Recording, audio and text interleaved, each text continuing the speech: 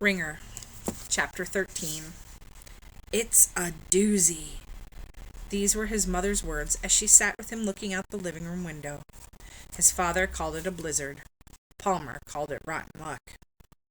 It could have snowed on Christmas, the day he got his new sled, but it didn't. Nor did it snow the next day, or the next, or any day for the rest of the year. Vacation days, no homework days, days that could have been filled with whistling plunges down Valentine's Hill, were filled instead with hateful frowning at a cloudless sky. The new sled was classic, polished wood, red runners, steering handles. It no more belonged on the living room rug than a Maserati belonged in a stable. On New Year's Day, Palmer's father said to him, "You know, I swear the weather plays games with people. Every time I decide not to take an umbrella, that's when it rains. Maybe snow's the same way. Maybe we can fool it. Why don't you try putting the sled away like it's spring and sledding's over for the year?"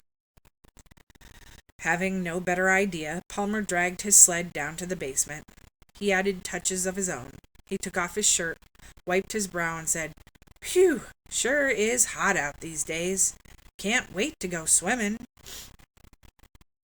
He put the sled in the farthest, darkest corner. "Won't be needing this thing, that's for sure." He covered it with an old blanket.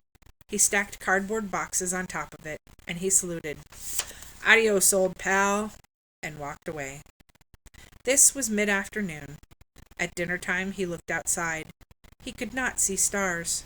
By 7 o'clock the first thin flakes were falling. He stood at the front door and cheered, "Snow!" and brought the sled back upstairs. The next day was the last day of the holiday vacation.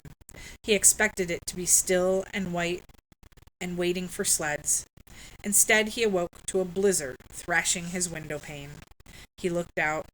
The world seemed to have come to an icy boil. He could not see to the end of the backyard. He ran downstairs. A car, molded in snow, was stranded sideways in the street. The howling wind flung itself at the house with a fury that frightened him. Even his mother shuddered beside him as she repeated, "A real doozy." "Might as well chop up my sled," Palmer grumped.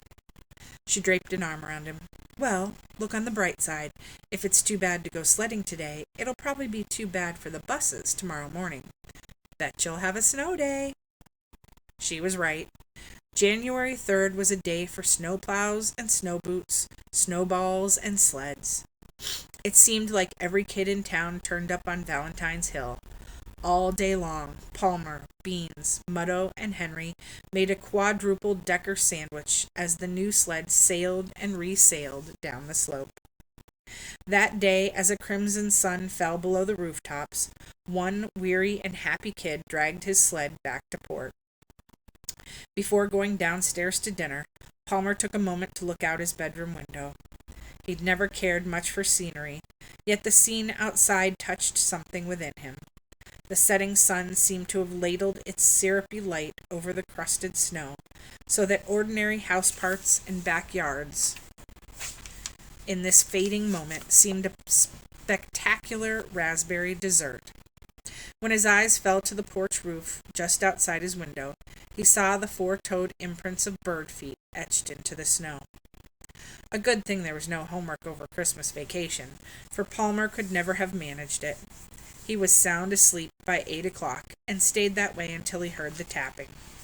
This was unusual. His mother never bothered to knock in the morning, but came right in. "Who's there?" he said, his eyes still closed, his voice barely working. There was no answer. He opened. His eyes were opened. It was daylight. "Come in." The door did not move. Had he been dreaming? There, again, the tapping. It was not coming from the door. It was coming from the window. The guys? Palmer was suddenly sharply awake. Why would the guys come now in the morning, before school? He got out of bed, raised the window shade, and froze. It wasn't Beans. It wasn't Muddo. It was a bird. More to the point, it was a pigeon.